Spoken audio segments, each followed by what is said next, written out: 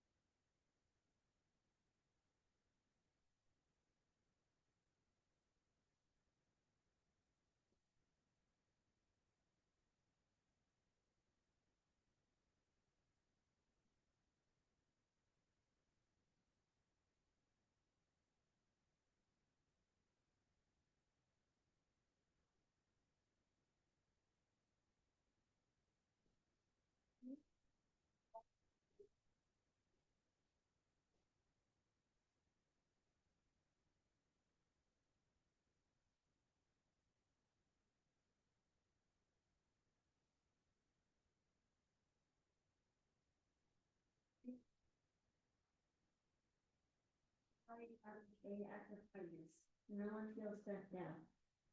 During Fridays, there are assemblies. We learn about each other, our names, religion, and what they can do. It is a great way to meet other students and learn more about them. We are also brave as Amanda Gorman taught us to be during her inaugural poem. She said, "When the day comes, we step out of the shade, aflame and unafraid. The new dawn blooms as we free it, for there is always light if we are brave enough to be it. As bulldogs, we know the only way is by not being afraid of making mistakes, we will learn, and being proud of who we are with our differences, our cultures, and our languages will help us shine even brighter." Thank you all so much. Muchísimas gracias a todos.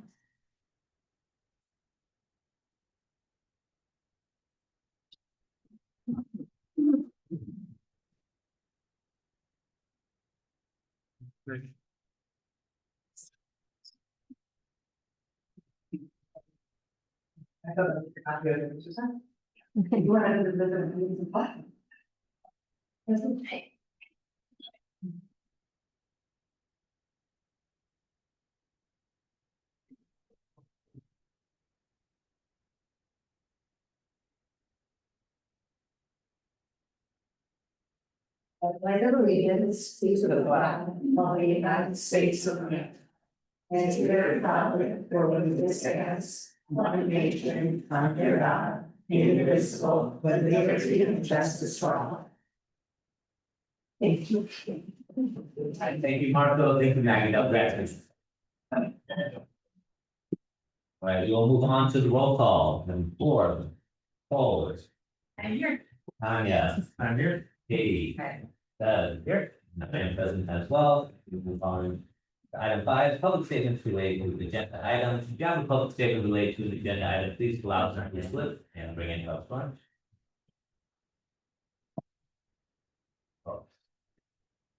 Next is approval of the agenda. I would someone like to make a motion to approve the agenda. I'll make a motion to approve the agenda. Second. Right, all those in favor? Passes 5-0. Now it's public statements related to agenda items. If you have a public statement, please fill out one of these group drives that are located in the back. Bring it up front. We'll call for your statement will reach that agenda item. And then 6, union statement from Burlingame Education Association. Do we have anyone here? DEA statement. And you know, we'll move on. Item 7, union statement from California School Employees Association. Sorry. Okay, go back. Amy starting for VBA. Oh, Amy, you're gonna do it? Yeah. Yeah, no problem. Come on back. Questions are open. So you gotta get to my Take it down. Don't worry. She's going to make one. Yeah.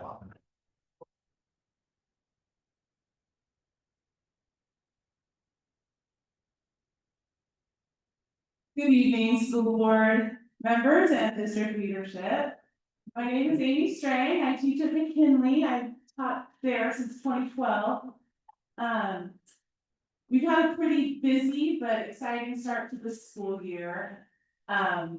Just speaking from my school side and my personal experience, I'd really like to commend our leadership on the multi-tiered systems with the students with behavioral and academic needs. Just from the very beginning, it's been 100 miles per hour with that, and everyone feels like I feel like everyone's on board and supporting with those tier 3 students.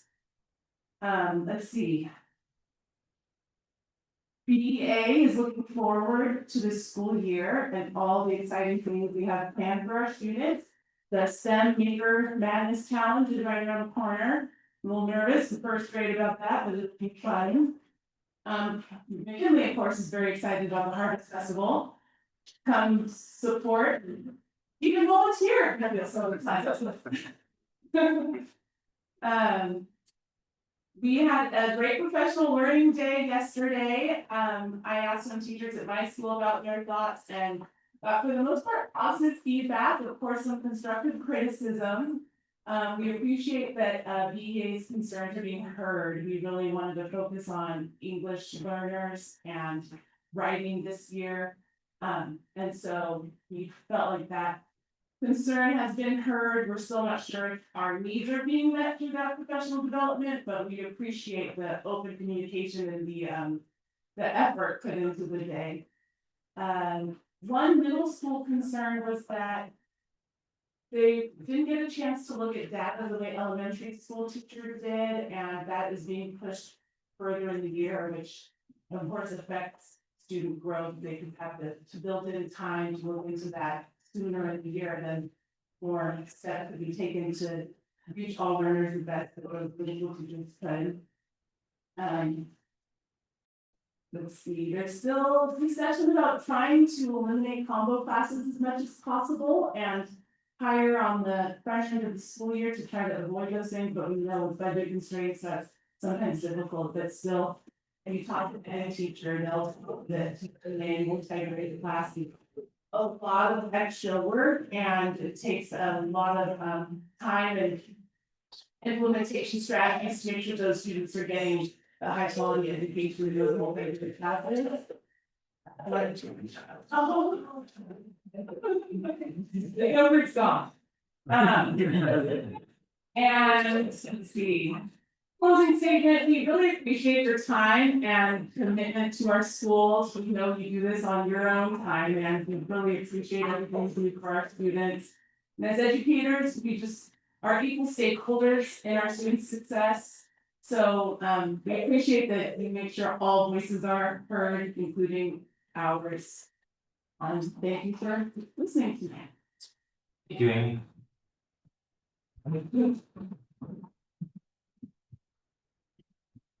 Item 7 is the union statement from the SBA, is going to read us the letter.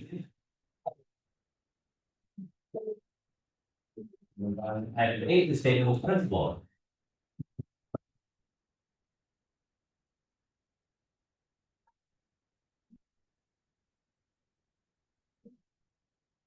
Good evening, everyone. Thanks. It's wonderful to be here tonight, thank you. On behalf of all of our PSC principals, I'm happy to share a few highlights from across our school. Moments that show how much learning, community, and joy are happening every day across our campuses. Let's begin at Roosevelt, where the year kicked off with their pre-law cheerleading cook-off, a huge success that brought families, students, and staff together for food, laughter, and connection. This year, Roosevelt is also launching EBIS for the first time, or relaunching, using the theme Beer Necessity. The students are already embracing it, learning what it means to be kind, being safe, and doing your best, the essential bare necessities for success. At Washington, the 1 p.m. celebration was another major highlight, full of game, performances, and community time. Just last week, Washington hosted a against assembly that also happened in other school sites with our local firefighters, a big success with the students. They also held their self safety assembly to reinforce the student awareness and responsibility. And one of the sweetest moments this fall came from their kindergartners who took their very first field trip to the Burlingame public library, where many proudly received their first library card. At Hoover, the focus was has been on both community and innovation.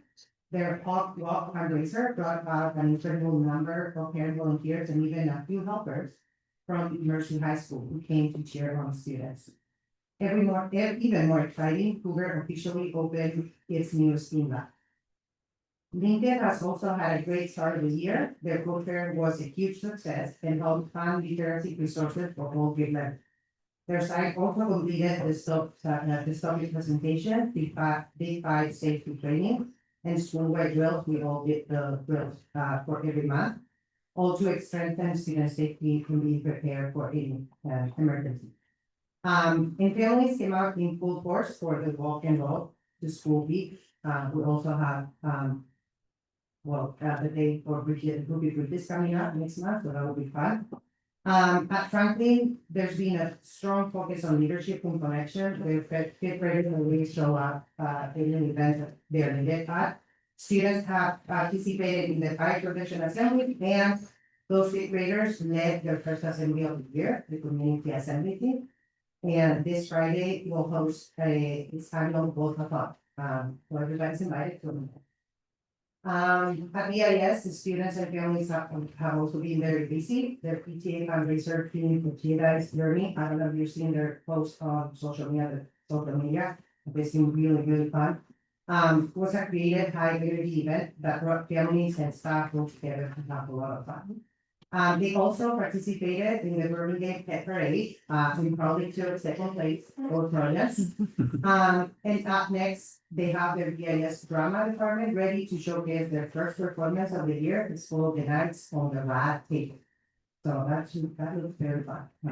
And finally, at McKinley, the fall season has been filled with learning and community connection, as it's our theme last year and this year. The students have started revisiting what it means to be a bulldog through our BBIS. And we also have hosted a few assemblies for Bulldogs of the Month and also SEL assemblies that we host almost every Friday. So those assemblies have also become a celebration of belonging. Recently, the third through fifth graders explored the power of their names, sharing what it means, their names, where it comes from, and their stories behind them. It was a beautiful moment that reminded us how we honor every student's identity and voice at McKinney. We also celebrated last Friday with the UC Berkeley Golden Gate Garda team. We were dancing for the students. I'm sure you saw the videos of the newsletter. It was very fun celebration of Diwali. The Bulldog Bodega continues to be also a success with parent volunteers making sure that it happens and our amazing vice principal organizing it. New catering flavor is almost ready. Yay, very excited. And the TKers and the kindergartners have, the TKers already went to the Hill Farm and the kindergarten boys, so that's really exciting to go all the way to Half Moon. So, yeah. And then finally, also McKinley shined in the Burlingame Pet Parade in that first lady. With the theme of 101 Dalmatians, it was pretty fun. Cruella to get here. So all of us have had a really nice, fun starting of the year. Parent conferences, we finished last week.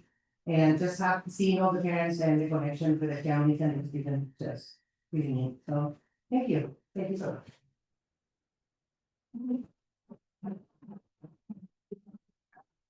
Thank you, Suzanne. Next, item 9, statement of the superintendent. Hello, let's go first. It leaves me less to talk about. Just a couple of quick things that we've done. We had the honor of attending the BCE Fall Leadership, which was amazing. So thank you to all Natural Stone and all of our donors and supporters for BCE Fall Leadership. I had the great pleasure of joining Principal Susanna for Cafecito at McKinley, which is a great time to get to talk with parents and share questions for a little over an hour. And then we jammed over to the Hoover Hawk Walk.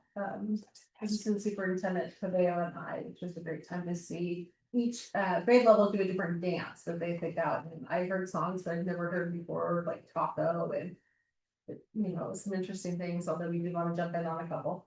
It was a great professional learning day. I couldn't agree with you more. And the energy, the fun, and just conversations at lunch. We're really excited to hear a lot of cross collaboration and time. And I'm also really excited to share that it's been neat to hear a lot of our new teachers be able to take their own professional learning days and share time with other teachers. So that's been an exciting thing that's been happening today.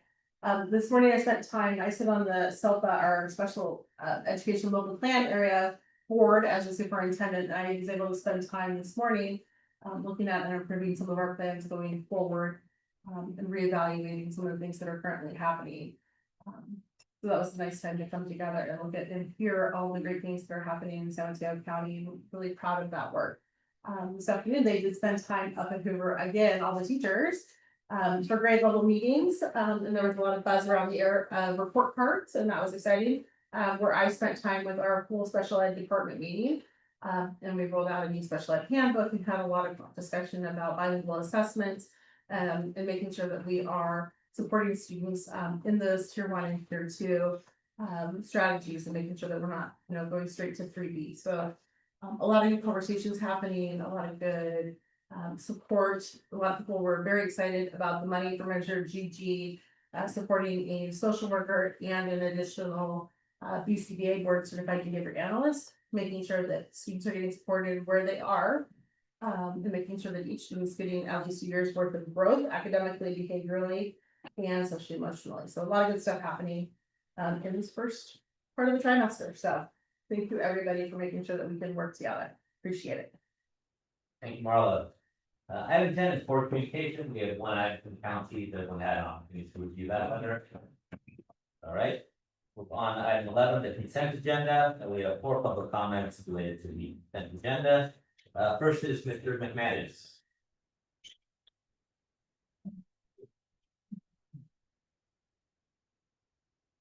Hi, everybody. Thank you. My name is Brian McManus.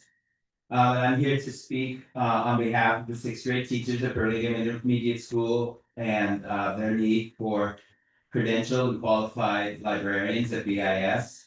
Currently, we have Lena Chang as our library assistant, and she's been an integral part of the staff in the school for the past 15 years. She wears multiple hats and has been a tremendous part of our students' lives. She provides a safe space for students to explore interests throughout the day, such as holding board game hangouts, book clubs, after-school homework completion, and printing of classroom materials. Moreover, kids have an additional place to hang out at lunch, before school, and after school under the librarian's supervision. One of Lena's most valuable assets is her ability to collaborate and communicate with BIS teachers. Over the past 15 years, she has seamlessly checked in and out textbooks and classroom materials in a timely manner, ensuring that all kids go home well equipped and that teachers are well taken care of in the classrooms. Moreover, she has single-handedly curated over 9,000 books, ensuring that the quality of literature meets California standards and reflects our diverse population. Lena has conversations with our kids, getting to know them and their interests so that she can find books that are age appropriate and interesting to them. Parents and kids go to her to seek recommendations based on their reading preferences, lexile levels, and personalities. She also goes above and beyond to educate our kids on how to use the library database. Most impressive thing about Lena is her ability to sort and organize hundreds of books for grade level book talks. For example, every fall, without fail, she takes the time to compile and sort books and to support our book report for all the grade levels. She creates targeted lesson plans and book pacings for our kids, so that kids are able to practice being open-minded and give each book a new try. Lena highlights books, garnering interest and excitement by different authors. She has already checked out 1,500 books just to sixth graders and is able to adjust the due dates based on the pacing of our individual lessons and needs. Lena also takes into consideration the many English language learners and dual immersion population of BIS. So in order to fulfill the needs of 1,100 students and teachers, we need to hire a credentialed and or qualified librarian to fulfill all the duties that were listed above. Prior to the COVID epidemic, BIS had a population of 900 students. Today, with 300 more students, the demands of our kids have increased and the demands continue to grow on our beloved library. We hope this position and all library positions will be filled by qualified individuals to support all the students of Burlingame Elementary School District. And on a side note, I've worked at the school district for 30 years. And I know every school and I know the center point and the focal point of all schools is the library. It is the crown jewel of all the schools. And we call ourselves a school district that values literacy. And if we're going to continue with that statement of value of literacy, I think it's your job to find the money and find the people to properly teach library to all the students in the schools. Thank you.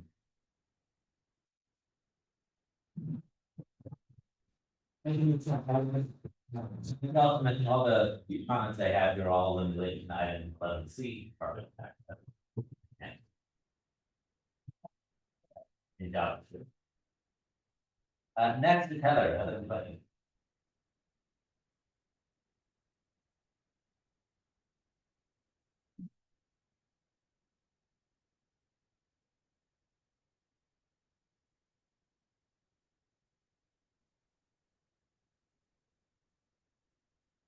Hello, my name is Heather McLean. I'm one of the four seventh grade humanities teachers of the IS.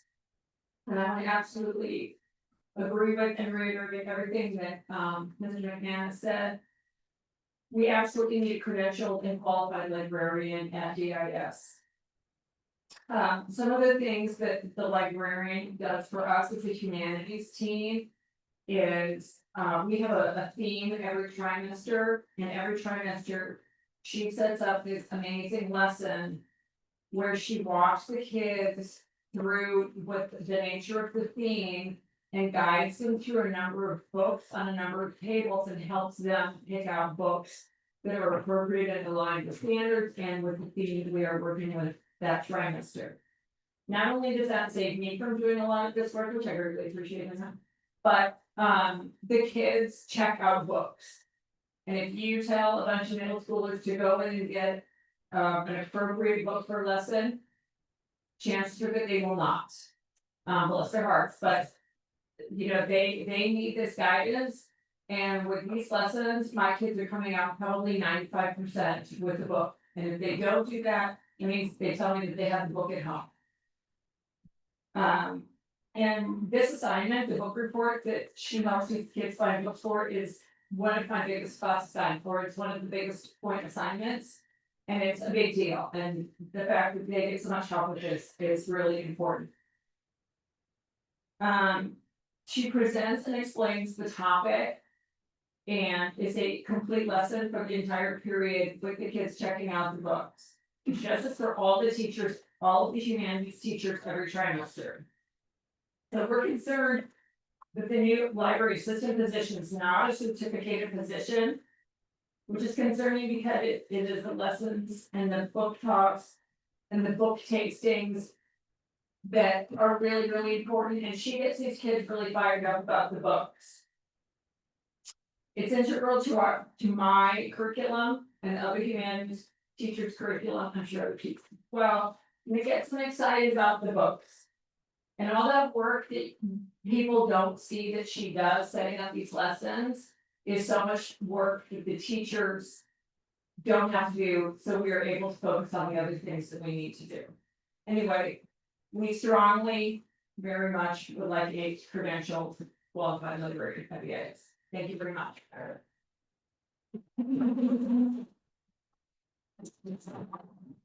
Thank you. Next is Lena, J.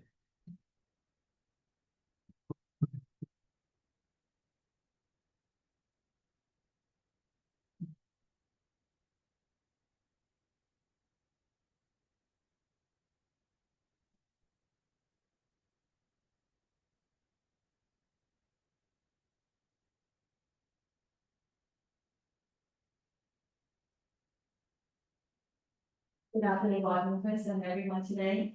I'm Lena Chang, Burlingame resident of 18 years and a parent of 2 boys who attended Franklin and BIS. And I'm also the current library assistant at the BIS library. When I first joined BIS in 2011, I worked closely with 3 district librarians over the course of 10 years until the district librarian was let go in 2020. And when BIS reopened in person again in 2021, aside from my duties of maintaining the library as a library assistant, I also took on the additional role of the teacher credentialed librarian, as teachers were asking to bring the classes in. I also took on additional roles of supervising students, book recommendations, as well as working with parents closely on raising money for books through the book fairs. Honestly, over the 5 years, I expected the district library could be rehired again, as it's needed. And then I was all at least recognizing the additional responsibilities that I took on. But sadly, that never happened. BIS currently is the only school that's open, for the library. As you have heard, I've checked out over 1,500 books already at the BIS library, and I've taught all 6th and 7th grade classes. That's close to 800 students as of this point in time. Honestly speaking, running a library at this size is very challenging. And to take on the additional responsibility of a media tech position is basically adding on 3 roles into one. That of a district librarian, a librarian assistant, and a tech role. And if you read the MOU carefully, I think the district has a right not to offer this job to me, even though I have 15 years of experience in the middle school. And more importantly, last fall, we had actually negotiated with the district HR together with the library team on our updated library duties. But I'm surprised that it's taken 12 months for it to be tabled at the meeting today. And moreover, the new media tech position was never discussed or negotiated during that meeting 12 months ago. And no one in the last 12 months has reached out to me about this new position or what is their vision and plans for the advancement. Thank you for your time.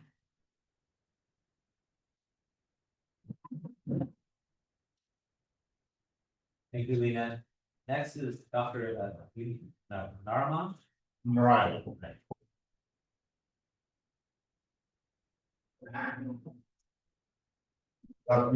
My name is Dr. Vivek Ryan. I am a volunteer at the Library of Victoria, and I had the opportunity of working with Lena for the last, has it been more than 12 months already? I think so, right? It's been 1.5 years, I think.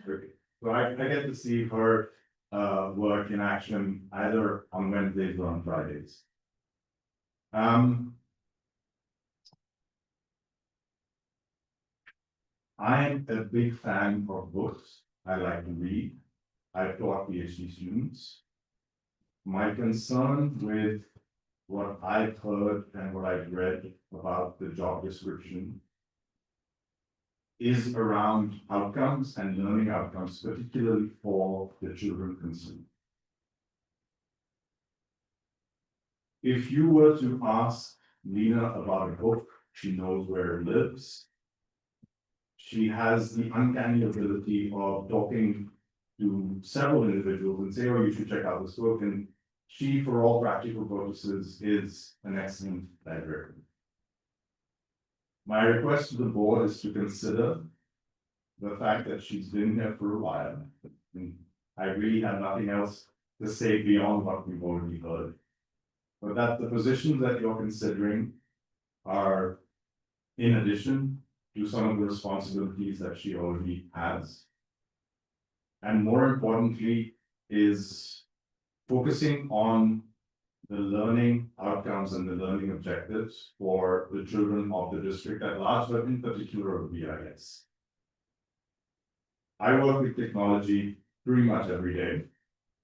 And while I understand that there's a need for making sure that our kids are instructed in technical aspects of whatever the tools it is that they're required to use, my request to the board is to consider the fact that our ability to read, have coherent thoughts beyond just social media, comes from our ability to read long form, to be able to write, and so on and so forth. So having a robust library ecosystem within the district itself and having someone who knows books, I think is critical for achieving that outcome. So with that, I thank you for your time.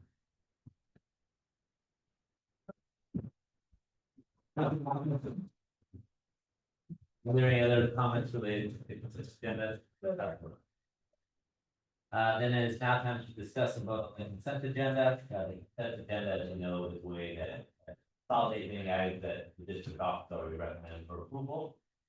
They consider routine matters, but however, at this time, anyone is free to request any item to be removed off of consent. And they don't like to request anything from consent. I would like to request item 11C, that item D, the job descriptions for library media section. Okay, we'll just start from, all right. We will remove that off consent and we can remove that to. HR 17 from 17B.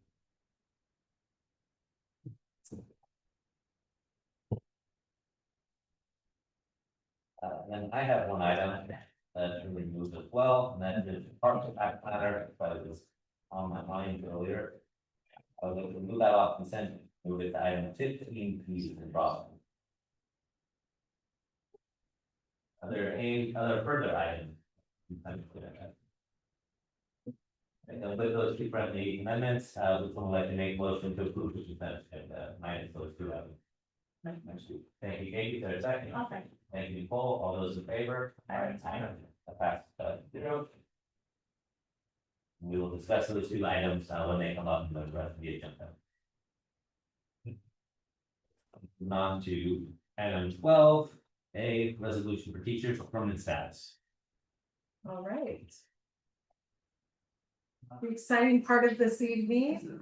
Oh, I see a baby in the back. I cannot wait. We'll see. Okay, we are very excited. If our principal wouldn't mind coming on down for us real quick, please. We'll go ahead and get started.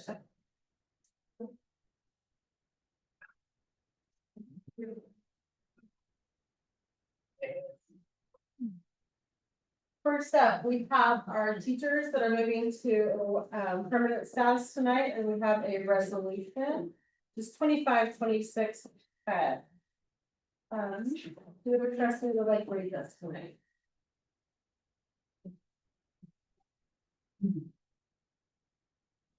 Teachers to permanent status, whereas there is evidence that supports the mission, goals, and objectives of the district and school, and whereas there is evidence that Izana Belena Cortez has the knowledge and expertise to ensure student success in progressing toward curricular goals, and whereas there is evidence that she also promotes the effective learning environment where all students, regardless of that race, gender, or ability, are treated with dignity and respect, and whereas there is evidence that Izana Belena, you can always read it with that.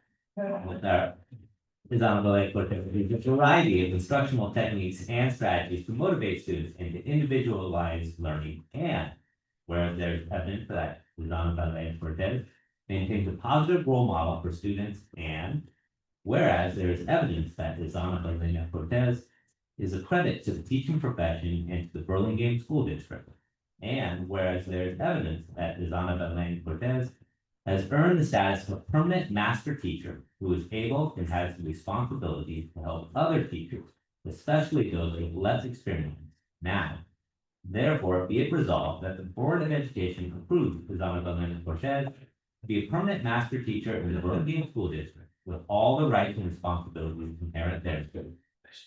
Passed and adopted by this day, but we'll wait for that to close. Hey, Isana, puedes. Did you want to please?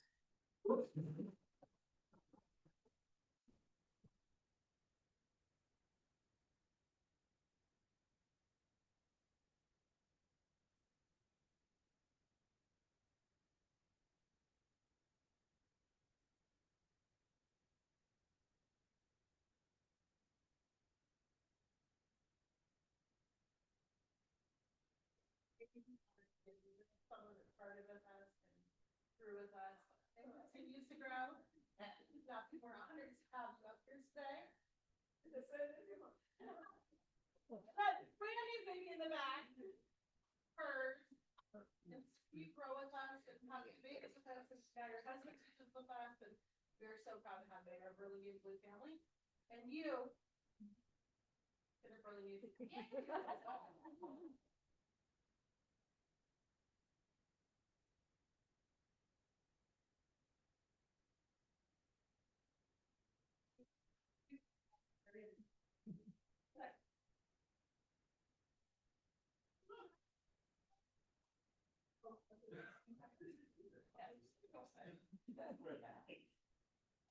Next up, another phenomenal hire that we had to wait a little bit longer for because she came mid-year. Maria Brown, please come down.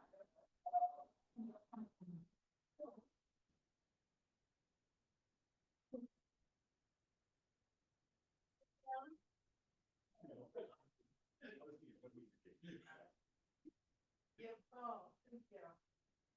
Amazing math teacher who was always pushing us to, let's get assessments, let's look at this, let's do something different. So we're so thankful to have you on our team. Welcome to officially be Burlingame Blue.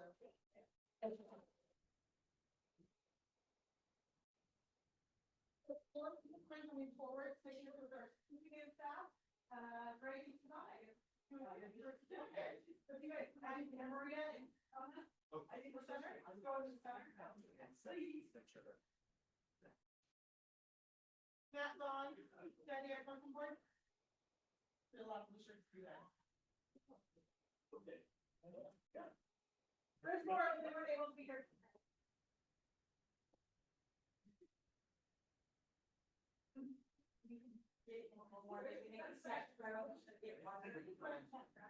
Okay. Is that okay? That's okay, that's fine. Yeah. 1, 2, 3, let's take one more. 1, 2, 3.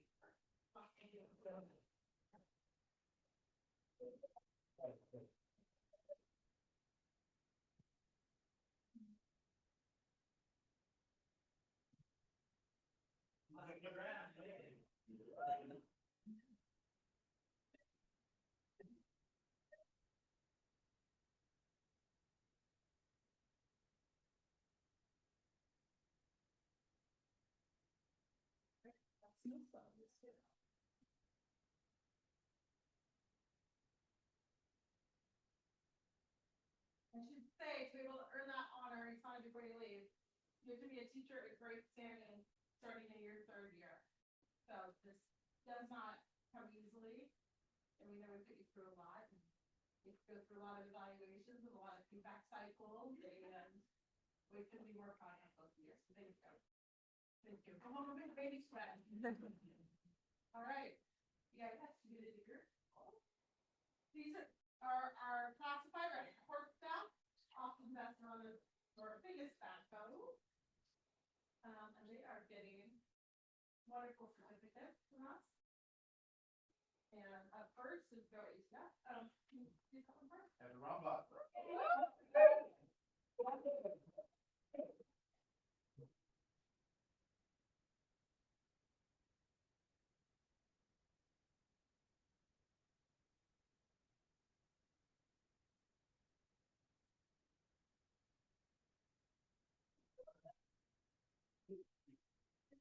another.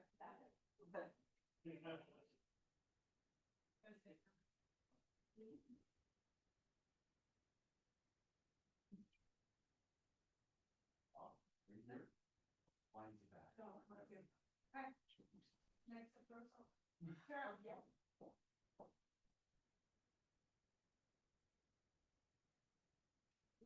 I'm like, I didn't see you. I see one more. And next we have our keeper Roosevelt.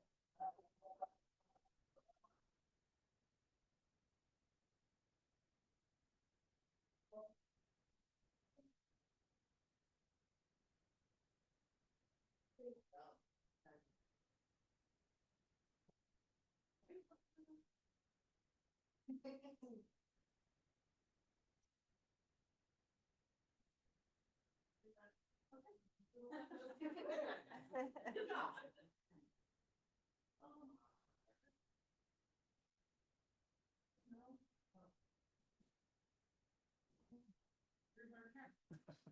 Okay. No worries, sir. Lincoln. Nope. Okay. DO. Okay. All right, first up, Jesse Marcus. Yeah.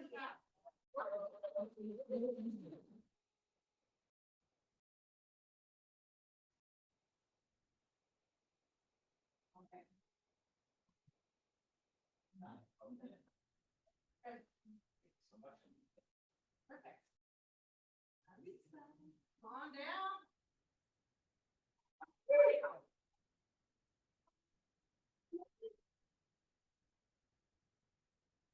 We have three learning behavioralists that are amazing, and they take a call in the morning, and they go over again, and over again. We're so good. Thank you.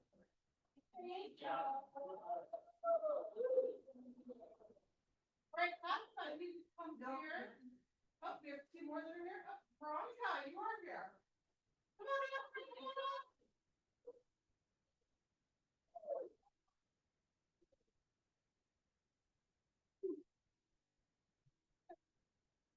Friday, Veronica, over here. Come on. Come on. Let's go. There you go. You give her the pencil. And then we have one more. Maria? Maria's here? No, Maria. Where's Maria? Hey, you. Oh, great. Oh, it's right there. Yes. It's there. I got you back there. I said, no, I don't know. Thank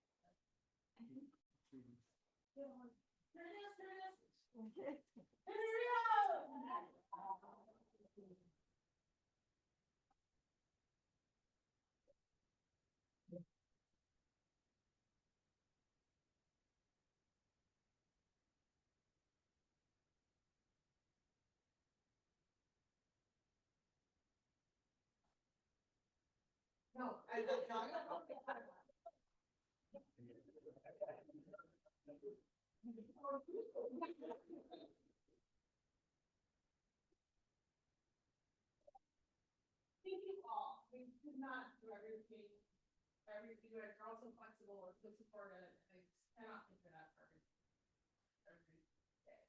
Thank you a lot. Please come forward and help the picture with you all.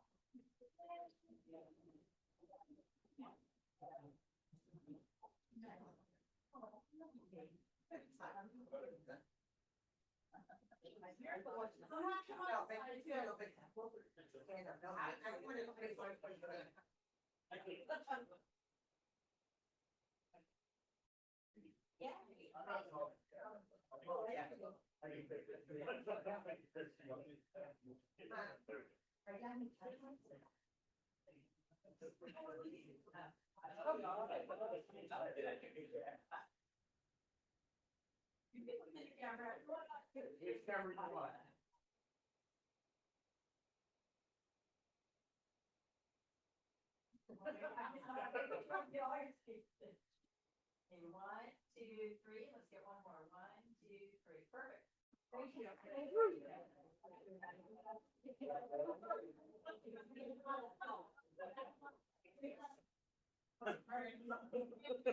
Are you moonlighting? I think you're just getting help, or you're here. I'm helping. You're helping. I was like, sure.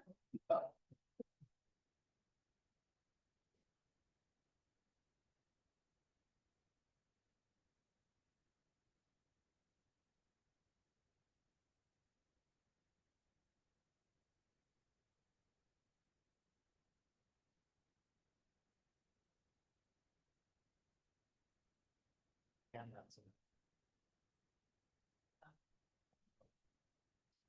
right, now we can vote on the resolution.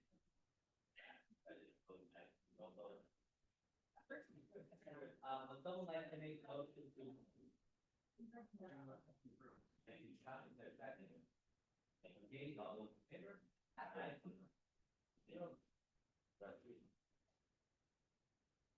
Right, move on to item 13A, education, school site presentation from Tiffany.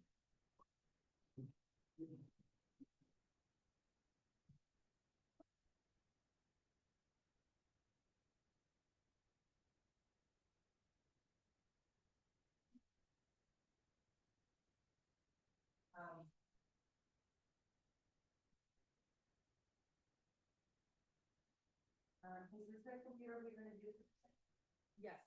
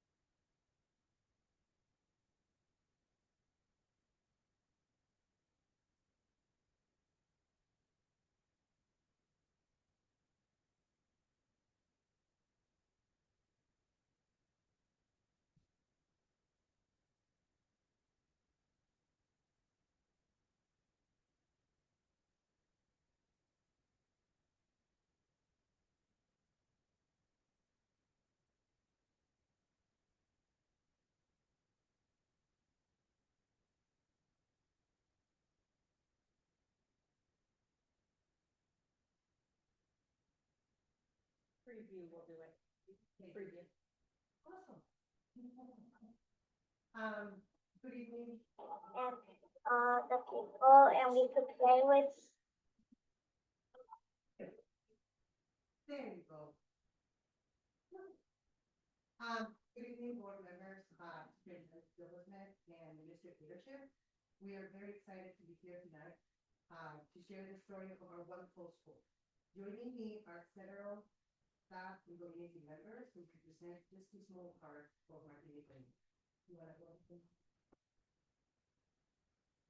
Hi, good evening. My name is Daniela. I'm the vice principal. My name is Angela Berry. I'm the art specialist.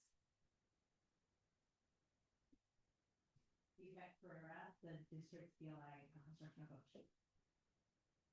I'm doing triangle, second grade DLI teacher. Oh.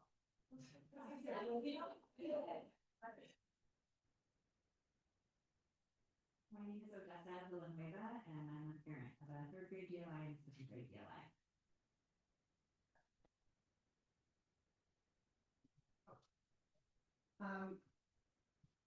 McKinney Elementary School probably said right now, so today, 546 students in grades 15 to 5. I'm honored to serve as a principal alongside with our dedicated vice president. At McKinney, we offer two programs, our English program, which mirrors exactly what another school across the district will provide, and for the unique dual language immersion program in English and in Spanish. Through this pathway, students learn three pillars of bilingualism and biliteracy, academic achievement, and social-cultural competence, preparing them to thrive in the real world. And it's the only program across the district where female students can attend to.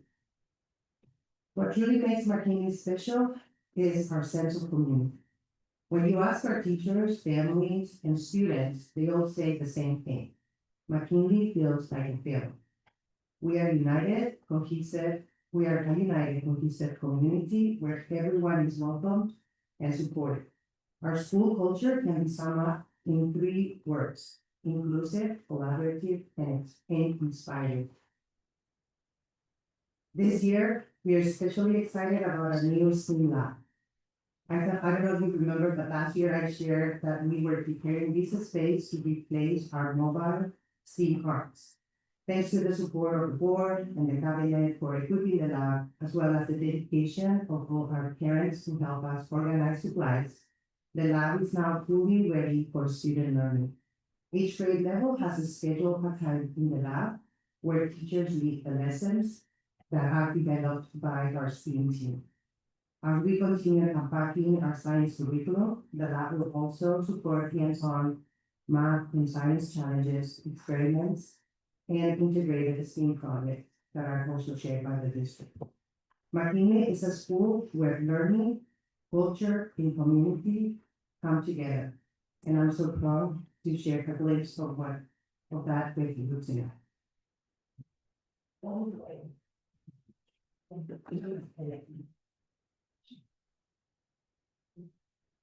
Good evening, McKinley's truly is, McKinley truly is a place where learning, culture, and community come together.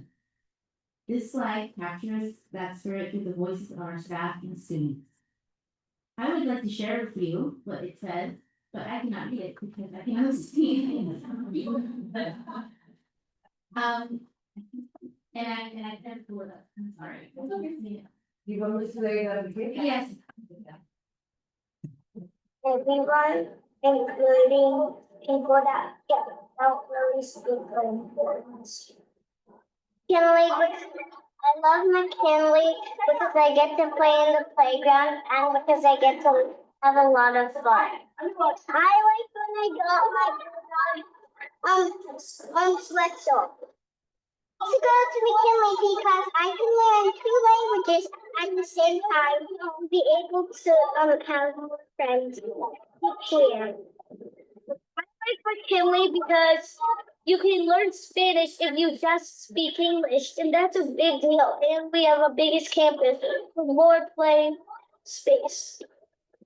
McKinley has fun playground.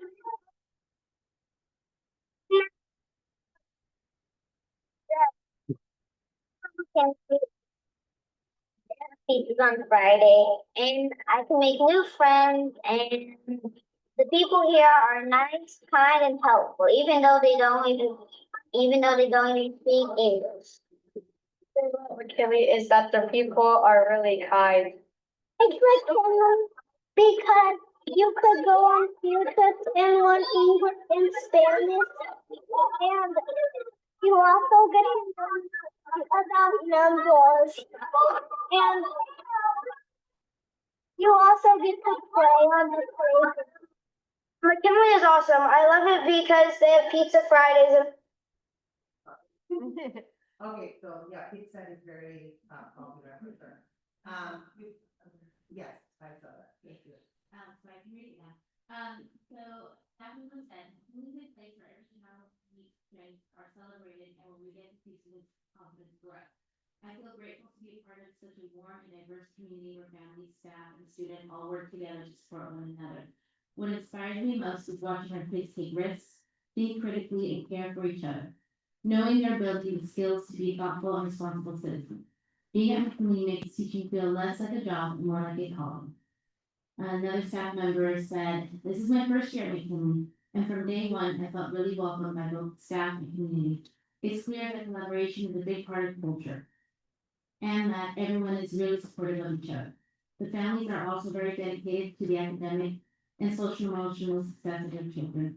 I'm excited to be a part of such a positive team-oriented environment." And then a parent said, "McKinley celebrations are highlights of the year. My kids have been counting down the days to the Harvest Fest since we left last year." McKinley is an annual school with a loving and dedicated staff where we pride ourselves on teaching our children how to be kind, respectful, responsible, and fit. And lastly, what makes McKinley special is our dedicated and knowledgeable staff who work tirelessly to support every student. We serve a diverse and vibrant community where each child's background and identity are valued. The strong PTA involvement reflects a deep commitment from families and caregivers. This helps create a welcoming school culture. McKinley is truly a place where students feel seen, supported, and inspired to grow.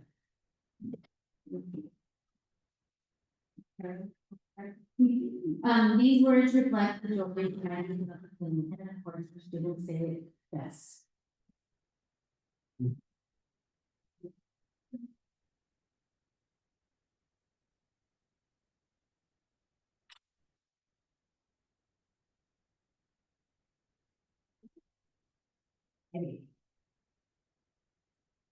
As a McKinley parent, I can genuinely say that the sense of community you just witnessed extends far beyond our classrooms.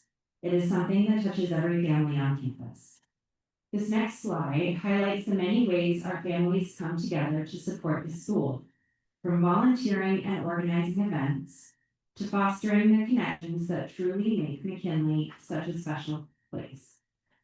A few examples of these include the STEM Lab and Science Fair, Gold Rush, Playworks, Harvest Fest, which is definitely happening next weekend, so please come, and many more. I'd like to share a few direct reflections from our families. As a first-time kinder parent last year, I felt so grateful to be at a school where the leader is so accessible and responsible to the community. At McKinley, our community rallies around teachers, staff, and students. Whether it's coming together for the Harvest Fest, hosting nearly monthly community building events, or volunteering in classrooms and on the playground. The community plays an integral role in supporting our school through active engagement, generosity, and a strong sense of togetherness.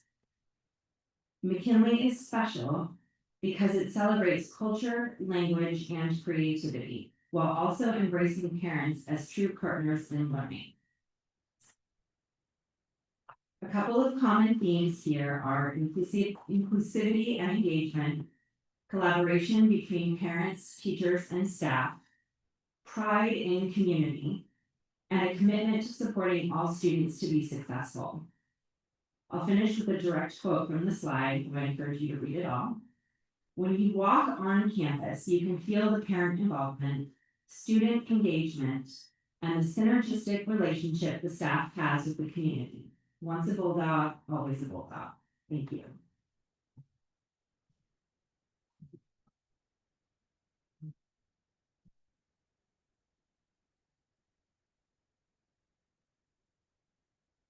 At McKinley, our greatest celebration is always our students.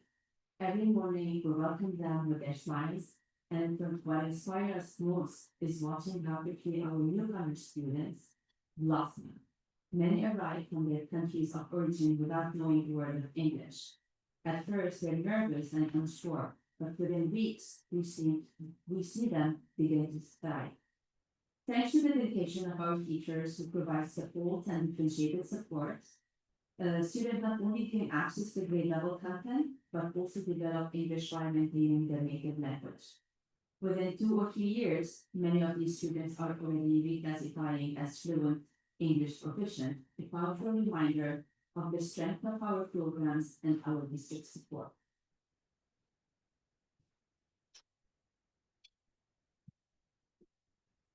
We are also proud of several important recognitions. Last year, Burlingame School District received the District Distinguished Award from ATPLE, an Association to Dual Language Education, recognizing the quality of our dual language learning program. McKinley was honored to host evaluators who met with our students, staff, and families, and also looked over our data pretty intensively. This award validates the years of work to build a model program and now service families from across Burlingame and beyond.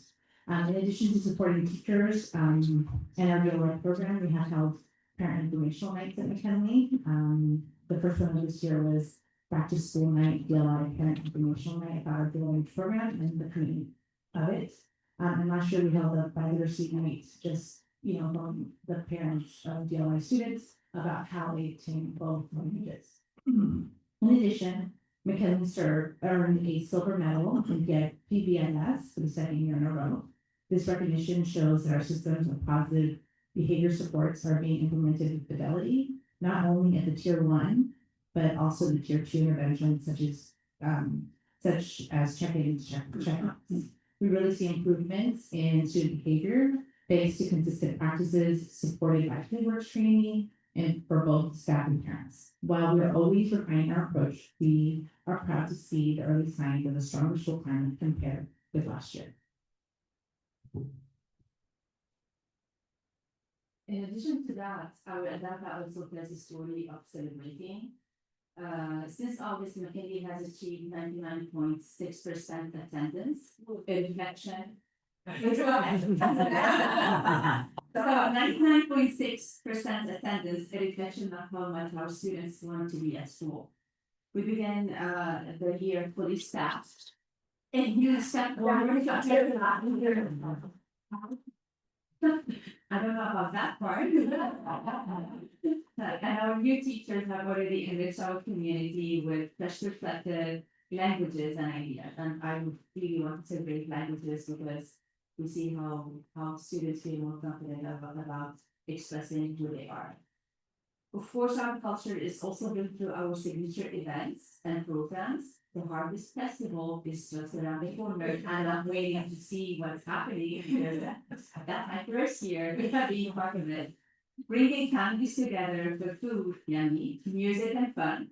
We also host the Bulldog Ball, our biography tea and beloved student performances from the English and Spanish operas to third grade theater productions.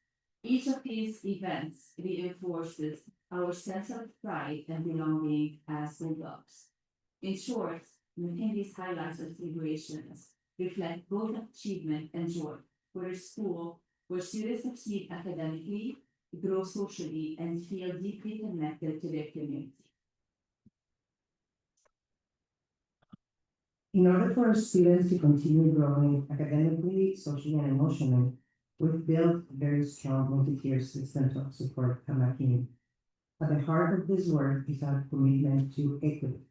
When we design the program, it is never just for some of our students, it is for all of our students. We believe the achievement gap is not real, but the opportunity gap is. When we give every child access to the same opportunities, they succeed. One way we do this is by making sure students never miss core instructions in order to receive interventions. Where they need special education services, RTII, or small group support, we schedule always this during dedicated times so that no one is left behind after them. Exactly. Last year we launched, and this year we are strengthening our win time. Wins representative to us is what I need. In each grade level sets aside a time where every student gets personalized support. Some may work with our resource specialists on tier 3 interventions. Others may receive RTI, reading or math, and others may work on extension activities to deepen their learning. Teachers either organize these groups within their classroom or across the grade level, pooling students so that everyone is receiving instruction targeted to their specific needs. These groups are flexible. Teachers meet every 4 to 6 weeks to analyze data, adjust grouping so that students are always receiving the right support at the right time. This work is grounded in strong tier 1 instruction, which we are enhancing through our peer coaching model. Our teachers are incredibly experienced, have expertise, and now they are beginning to coach one another and share their strategies, their strengths, and their ideas. This helps us build consistency and excellence in every classroom. Equally important is our focus on social emotional learning, SEL. Every student has SEL built into their day, using emojis in primary grades and second step in the upper grade. Many of our classrooms also practice circle time or morning meetings, where students gather to share feelings, talk through challenges, and learn how to express themselves. Research shows that this practice is a powerful way to build trust, empathy, and community, which in turn supports academic growth. Together, MTSS and SEL ensure that every student at McKinley has the opportunity to thrive academically, socially, and emotionally. These systems are the foundation for closing the opportunity gaps and moving our students to achievement forward and ensuring that every student gets a year. As we look ahead, I want to thank everyone who supports McKinley, our families, our staff, our students, and of course the district. McKinley is truly a dream community. None of what we do will be possible without this collective effort. Our focus moving forward is on strengthening tier 1 instruction within our communities from parents, ensuring that every child, no matter their background or starting point, has access to the opportunities they need to succeed. With district support, we are eager to begin implementing universal design learning hopefully, which we believe will have a profound impact on our student achievement. We will also continue to expand the use of our STEAM lab so that every faculty student experiences inquiry, investigation, and hands-on learning as part of their daily school experience. Another priority is nurturing and continuing nurturing our school culture. Our motto, together we are one, guides us as we work to ensure there are no divides between programs, languages, or student groups. This year, we are adding more activities that bring our community together, and we will be aligning our work with our school mission and vision to guide the next phase of growth. Finally, we remain committed to strengthening our PBIA system, especially tier 2 support, so students get what they need early on and do not have to advance during the intervention. We are excited about the year ahead and deeply grateful for your continued partnership and leading our students. Our team leader are always the center of everything we do. As we said, once again, always a goal. Thank you.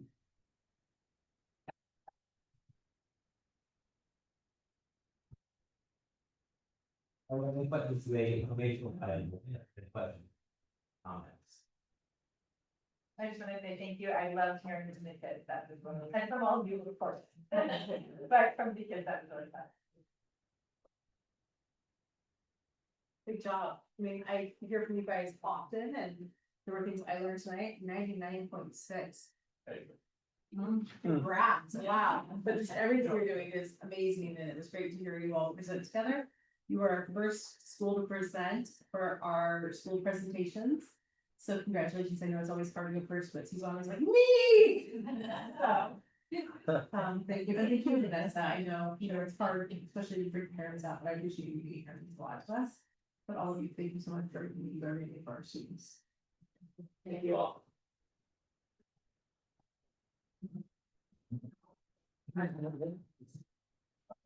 See, I don't know, you see. There is also.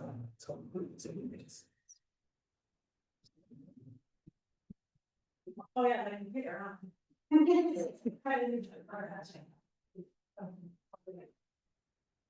Right, next is item 13B, student demographics. Other.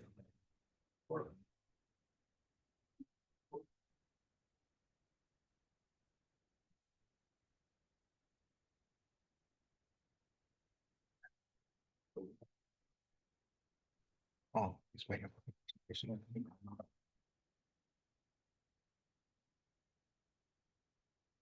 You can hear that.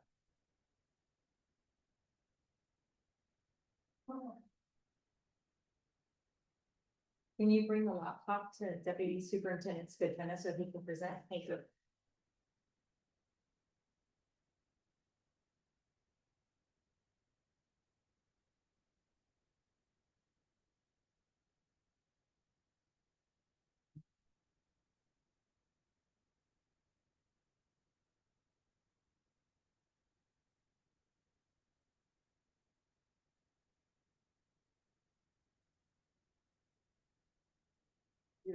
Right now.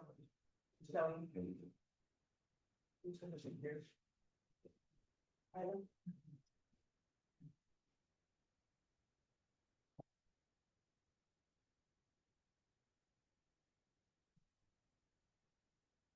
Good evening. This presentation provides a snapshot of our district's student demographics as of September 27th of this year. The data helps us understand who our students are and how demographics shift over time in Burlingame. The goal is to ensure that our programs and services reflect and support all student groups equitably.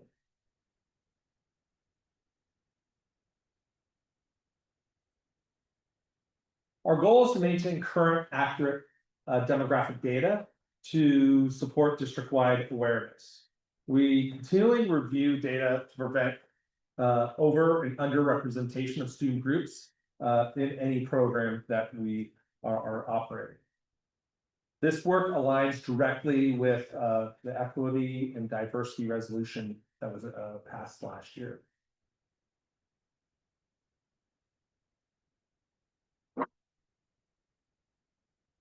demographic questions during enrollment during our enrollment period. There are core questions that are asked during enrollment as required by the state and federal reporting standards. We ask about Hispanic Latino origin separately from race and allow families to select multiple racial identities. This approach helps us represent the full diversity of our students and our families.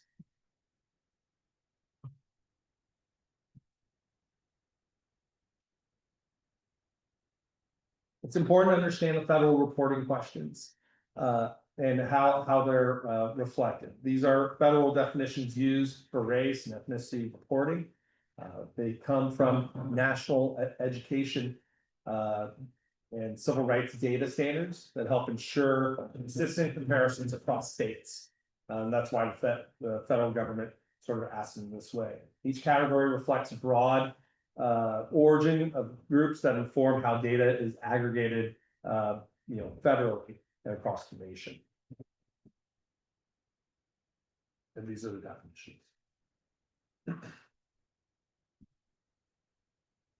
In California, it's a little different and more in depth. California takes a more detailed approach than the federal level, especially for Asian and Pacific Islander groups. This helps us see more specific representation, for example, distinguishing between Filipino, Chinese, Vietnamese, and other Asian groups. It provides more accurate reflection of the origins and regions diversity, which is very important.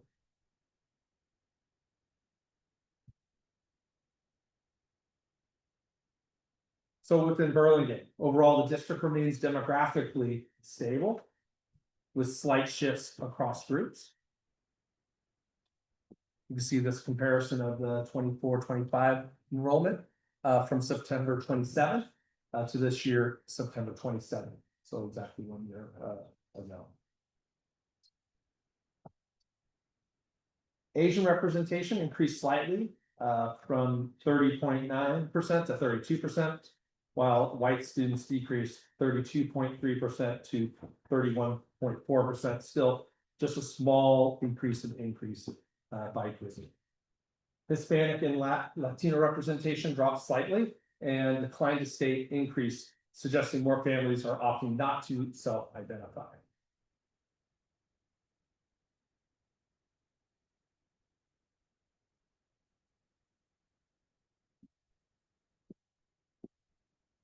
Each site shows a unique demographic pattern that reflects their school site, makeup. Franklin shows the highest percentage of Asian students, while McKinley has the largest Latinx population. These variations underscore the importance of specific site-specific equity strategies rather than one-size-fits-all approach to things like staffing and program development.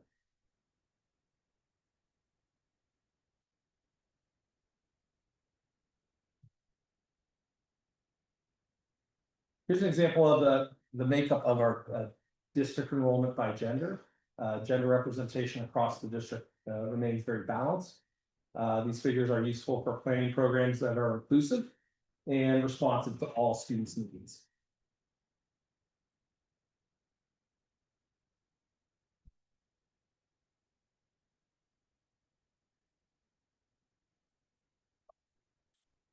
Site level gender data helps identify whether any schools show notable imbalances. As you can see across all 7 of our sites. Currently, all schools are within a normal range, a gender distribution range, no major disparities by gender, as you can see.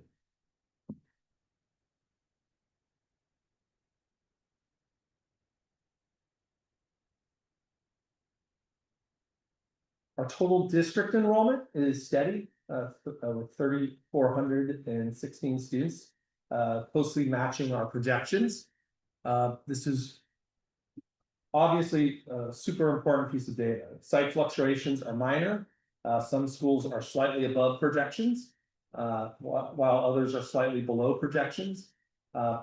Obviously, the importance of this slide shows that we're able to consistently staff and budget plan for the upcoming year when the projections are as close as this to what we're seeing today. And only being off by 4 students is commendable.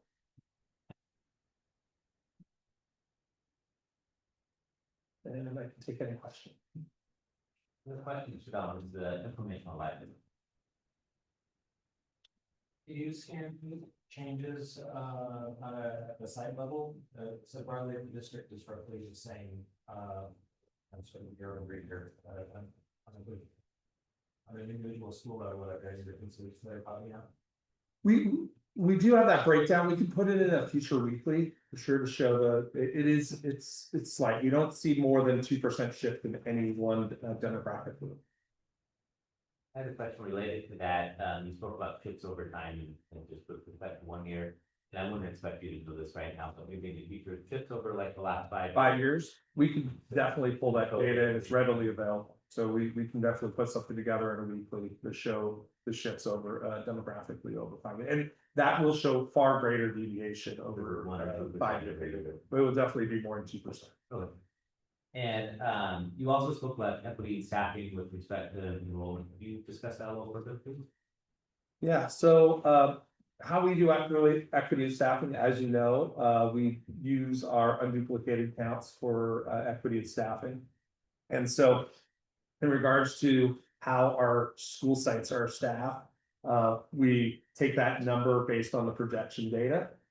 We look at that for how we distribute those equity assets. Counselors are equity staff, so our RTI specialists, RTII specialists across the sites. And so those are 2 areas where equity, the enrollment and student unduplicated counts reflect our staffing per site.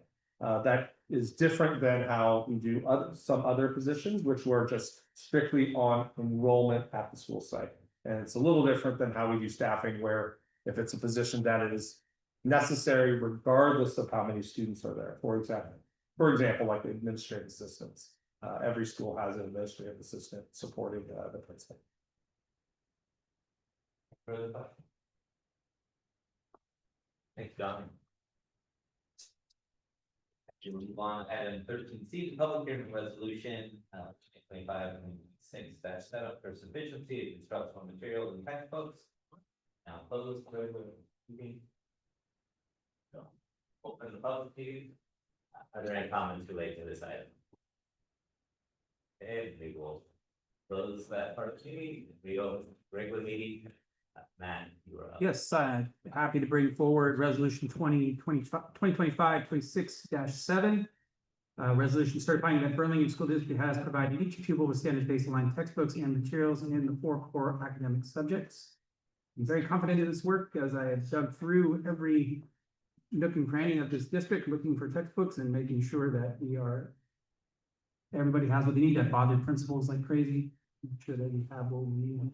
And we are set to go. So, would you like me to read the full resolution? Yeah. You can tell us a little bit more about what you. Absolutely. So, partially because we had a Williams, 2 of our schools are being audited through Williams this year, Roosevelt and McKinley. We took that as as a opportunity to make sure that we are up to date everywhere. Williams audits, we send people out from the county to make sure that we have all textbooks and materials that we need at each site. So we did that, like I said, as an opportunity to make sure that we are everywhere. So digging through, making sure, talking with teachers, ordering what we need to order, and coming through with exactly the amount of books that we need. We found some very interesting things, for example, bubble classes that we hadn't anticipated. Moving through, making sure you have 80 kids in one grade and 40 kids in the other, that causes a need to then, we're gonna have to find more, for example, textbooks for Lincoln, it's 5th grade next year. So to start providing for that, because they have this bubble class moving through, that was the need that we didn't anticipate. Because it's not just 45 in every grade, as you would, 48, as you would almost assume. There are global classes that then cause wild deviation from kind of textbook units throughout the district. And do you have a recommendation for us? I recommend, I'm confident that we are, fully, everyone has that. And then we just, you're fully in compliance. I'm very sure. Does anyone have any questions for Matt? Would anyone like to make a motion to approve? I'll move to approve. Thank you, Doug. Is there a second? Second. Thank you, Nicole. All those in favor? Aye. Motion passes 5-0 the resolution. Move on to item. Business and finance, McKinley perimeter fencing. Alicia Adder is presenting. Ader, I'm sorry, Alicia. From GTA.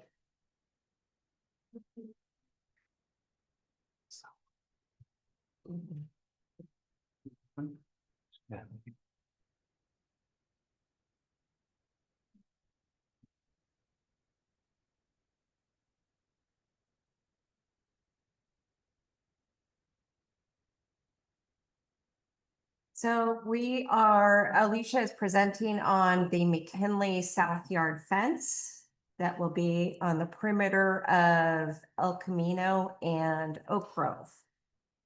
And this was brought forth to the owners committee.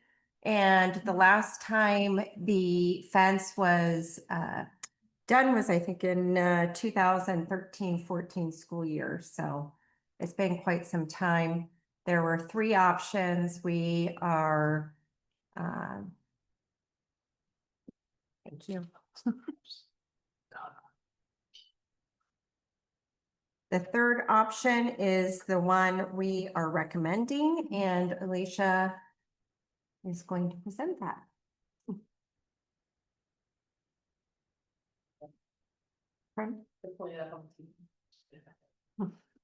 What are the board member calling? Your Google Yes, I do. I do have better questions to make sure.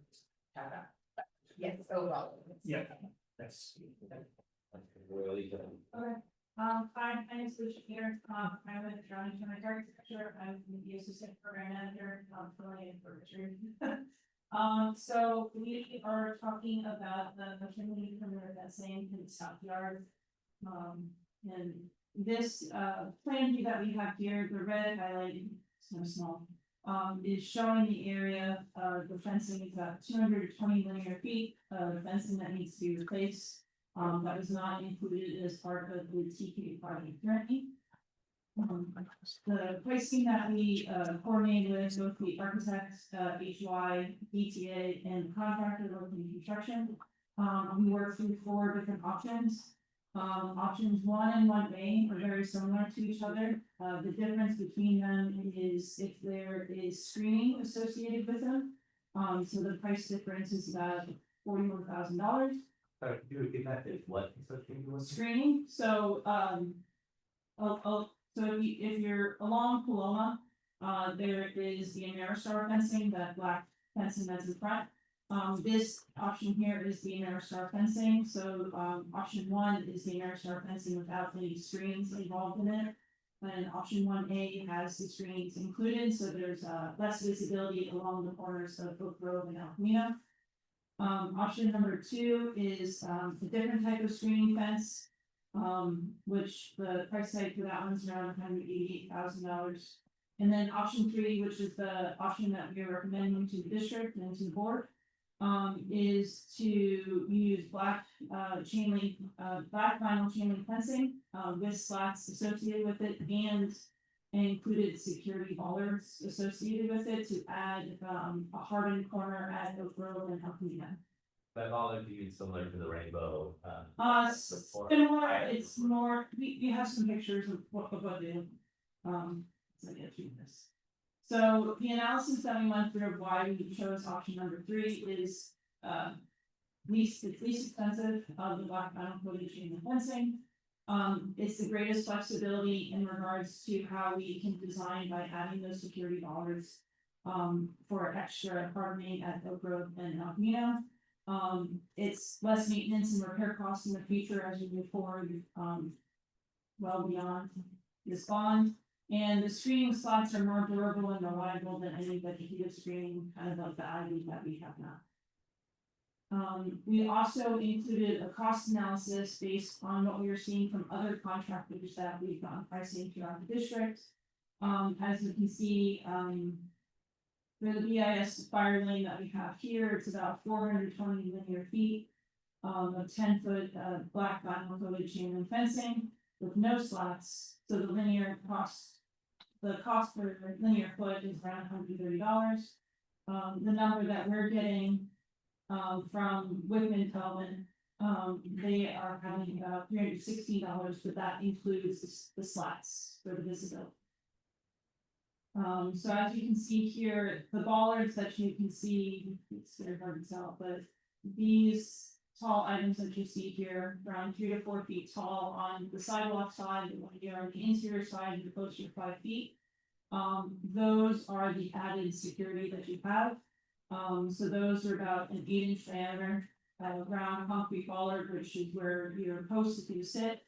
And then below grade, as you can see here, below grade, that's where you get a larger pier, and that's going at least 10 feet down. And then here are some pictures of the type of fencing options that we provided. So this option here is the Ameristar fencing, similar to the frontage along Paloma at the entry of the school.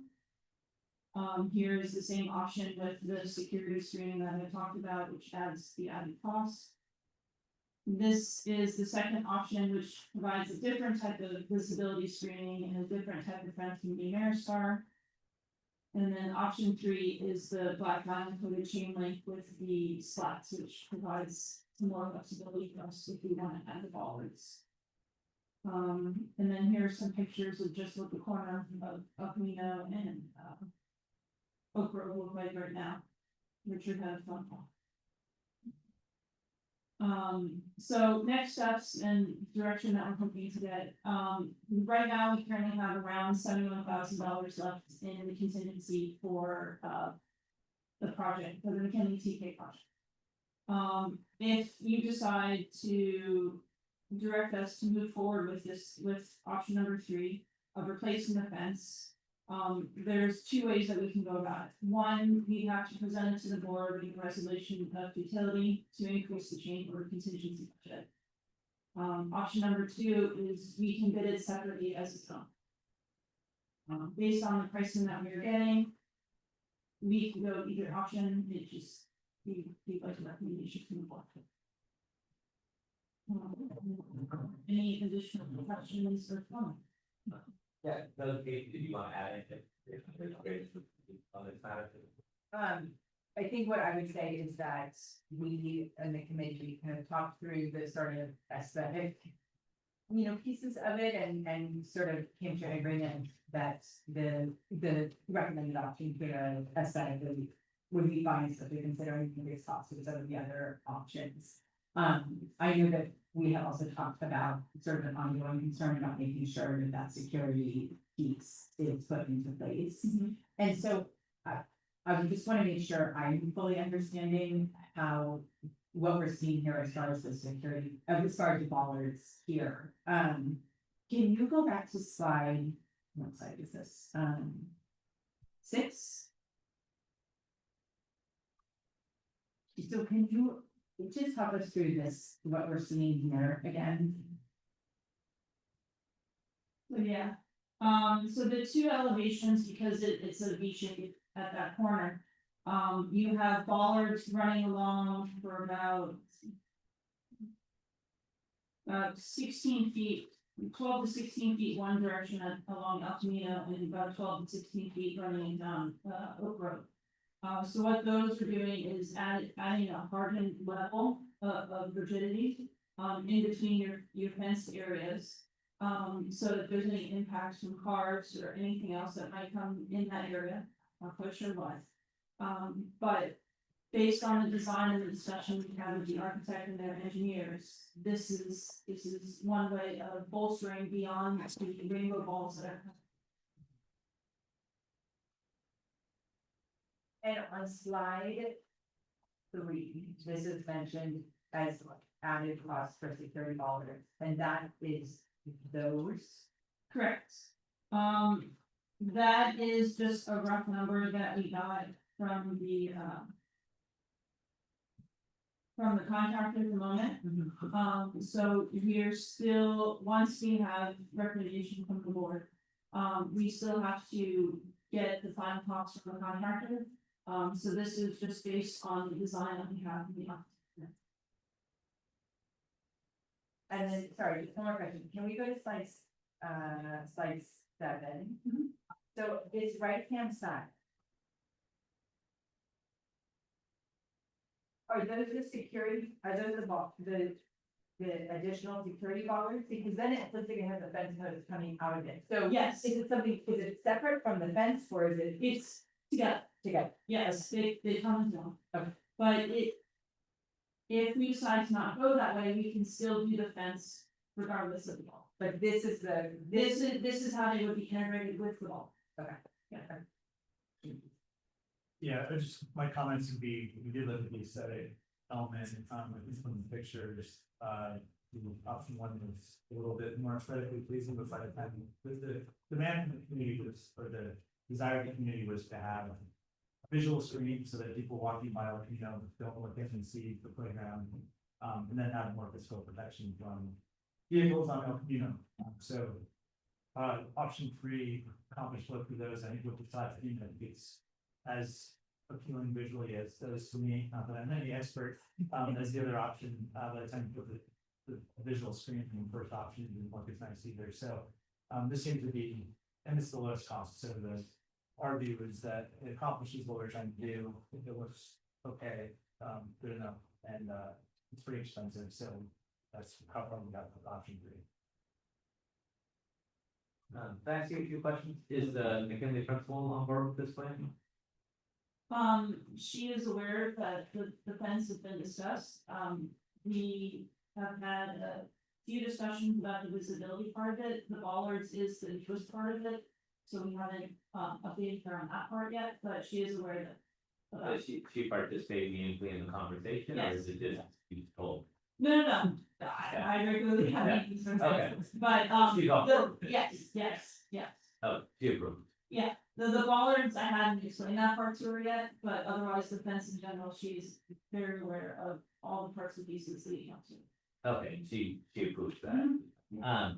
And then with respect to the bollard, my understanding, like you said, they stop the vehicle, what speed or size vehicle are they tested against? I can get some more information about that, I don't have that in the phone. Okay, and then, and I was looking at the pictures, but we're also building a building right here, right? Correct. Yes, so. The building will cover most of a good chunk of the Paloma side, right? Yes, And then yes. part of the Alpino, so those are privacy. Yeah, it covers most of Paloma and half of Oak Grove, this is the other half of Oak Grove plus the rest of Alpino. Okay, Yeah, so the building is acting as part of the fence line for those. You always forget the property line, so it is the fence. Yeah. And the fence starts, you want to double up, the fence starts eventually. so you never walk between the fence and the building. Right on top. There's So, no fence. so if you look at this picture, the red dotted line is where the fence. Right, or starts. start. The building doesn't need a fence, Okay, the wall, the back wall, will build that's at the front. okay. Are there any other questions? Then would like to make a motion to approve. And we fencing option to option 3, I'd say is on the agenda. I'll move approval, option 3. Okay. All those in favor? Passes 5-0. Thank you. On to item B, which is what we moved off consent and parcel tax. I asked to move off the consent. Marla, I was hoping you could tell us a little bit more about how the committee works and kept records and how this item comes on our agenda. Absolutely, I'm actually gonna pass it down to interim executive director of fiscal, Jen Baker, because it's actually item, so we detail the question. Great.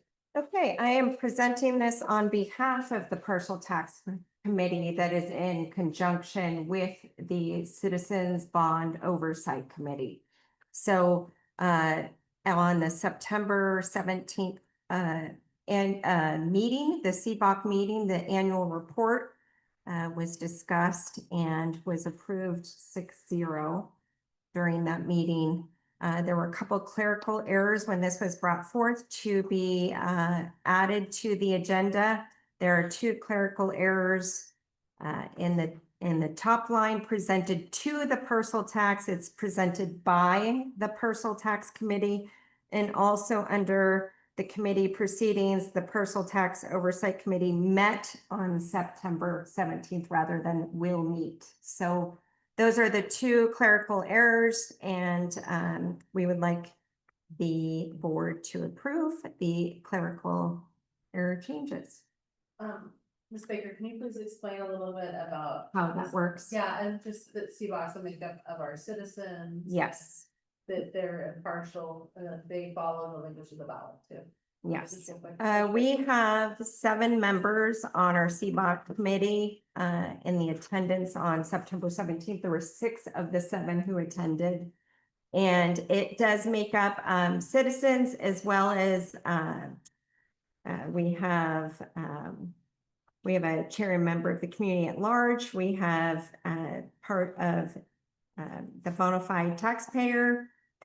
We have parents and guardians in the community. So they come together 4 times, I believe, or 5 times a year. And the parcel tax committee is also made up and reviewed during that meeting on an annual basis, the parcel tax annual report. And then also Measure GG will be a part of that as well. I had, did anyone have any further questions on the side? Yeah, Tom. Can I get a short description of what the SCI consulting part of the expenditure is? SCI Consulting helps us with the parcel tax exemptions. So gathering that data from our community members that are 65 and older or disability, they aggregate that data. And then also in conjunction with Measure GG being a 14 cents per parcel capped at $2,500.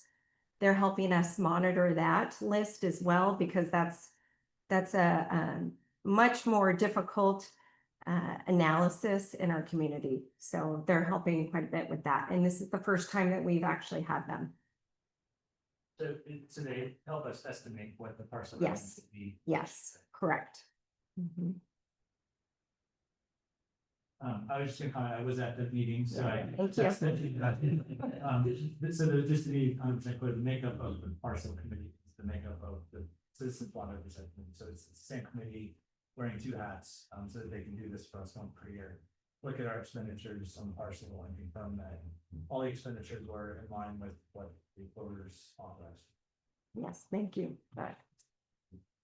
Okay, Yeah, so no, that answered all my questions. great, great. Well, it is still the voting item then, which is still item 15B, parcel tax.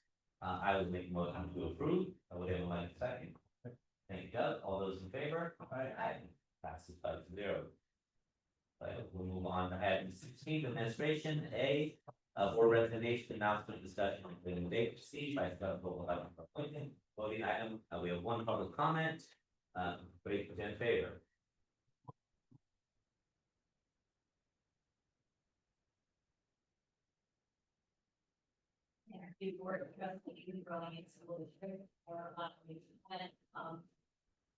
Trustee Boyd, I just wanted to thank you for your service to Burlingame School District. You've seen us through some great times and some rather challenging times, and we just are deeply grateful. I just want to thank you on behalf of my children and their experience in Burlingame School District, and thanks for all the work you've done for our students and families and the staff of Burlingame School District and on behalf of you. Thank you. Thank you, Jen. Yes, it will be. All right, to piggyback on Jen Faber's comment, it is. We are saddened that the President Boyd is leaving us a little bit early, but we Do need to move forward with filling this vacancy based on our bylaw 9223. For filling a vacancy of the board, we do need to look at making a decision tonight as to whether or not we would like to hold a special election. Or look at doing a appointment to the board. That is the choice of the board tonight. Should we choose to hold a special? Good pause for a moment. Yes.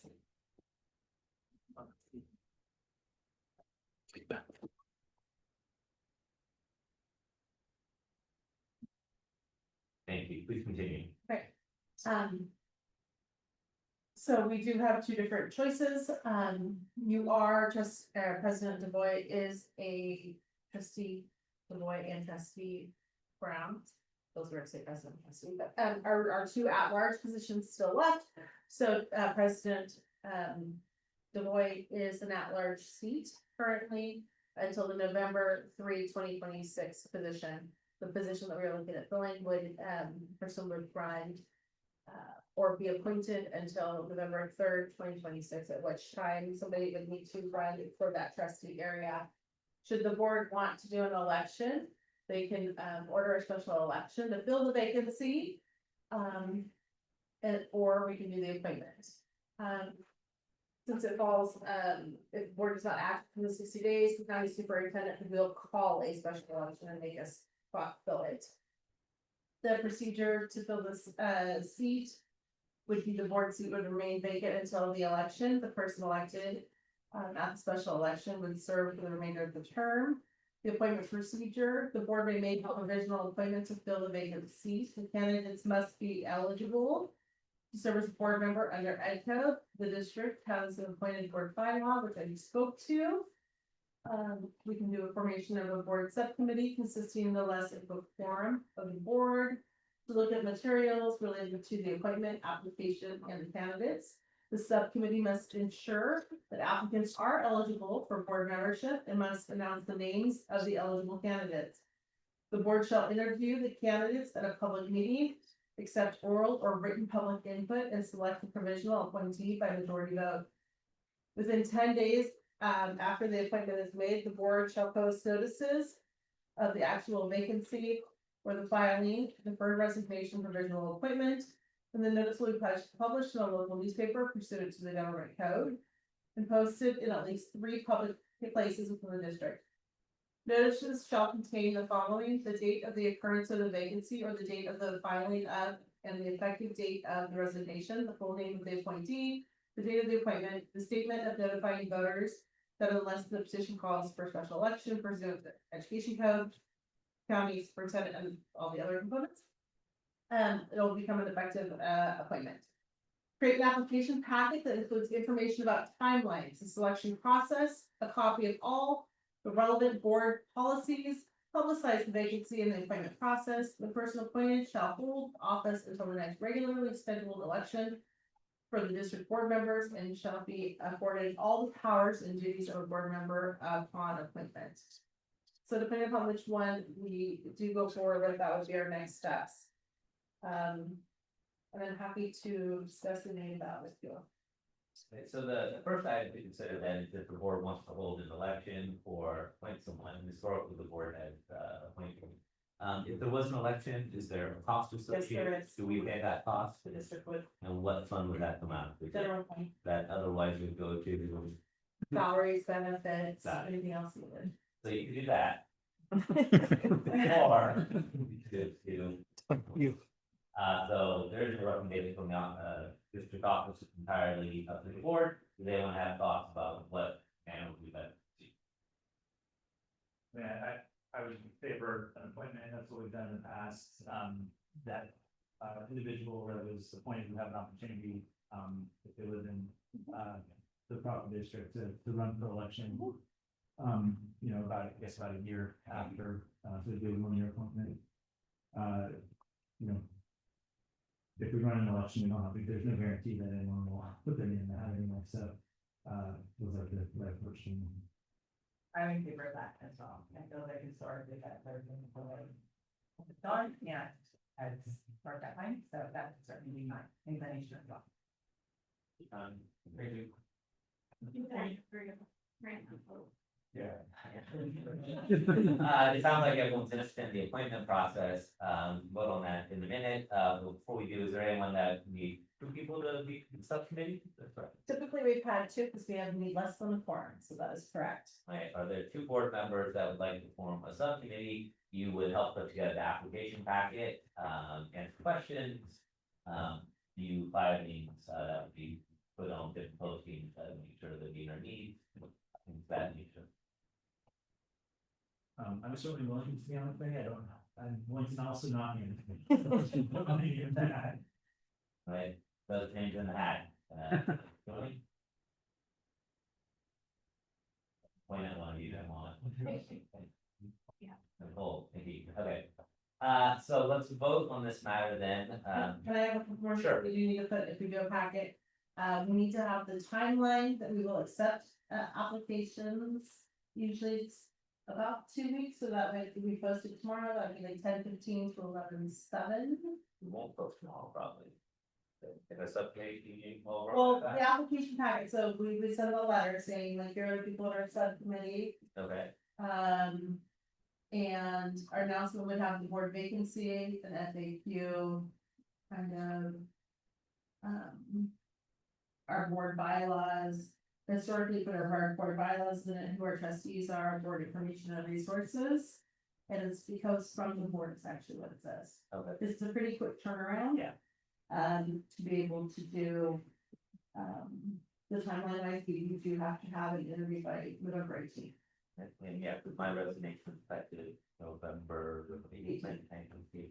And we did go through this process in 2023, so I would envision a very similar process, yeah. Right, so typically you looked at a 2 week timeline for accepting applications, so maybe posting, sending the letter out on the 15th, accepting applications through the 7th. They can be accepted in person via email. In person or via email at info@Burlingame Schools, and then Doug and Nicole would be the ones to review. We did hold an informal informational meeting with the board or 2 board members and the superintendent to answer questions. Last time we did 2 meetings, actually we've got you and the board to know last time. But it we 2 board members. If you want to hold 1 or 2 of those. And then it says the committee consisting of no less than a quorum of the board shall ensure the applicants are eligible. I used to maybe the that is. But Yeah, the eligibility is Burlingame resident. Every community, correct. Not It's not a lot. I think it was the same subcommittee that did it last time too. I think the biggest question is, do we want to try and find a time, for 1 or 2 informational meetings? Yeah, I think it'd be a virtual or in person. Maybe hybrid? Yeah. Okay. Who would be willing to do? Informational meeting? I'm happy to do it, maybe. Okay, Tommy has his hand up, good. okay, And I'm also happy. okay.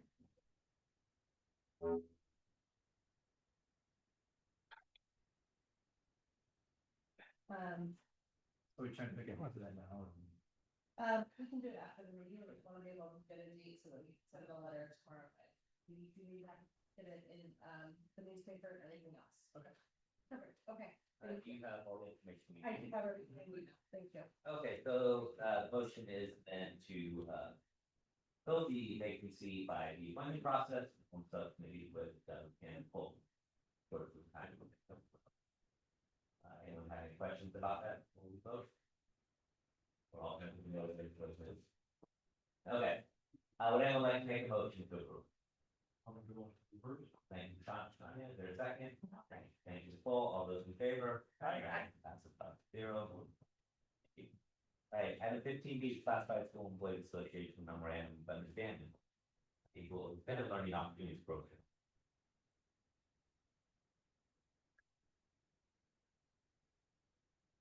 I wanted to.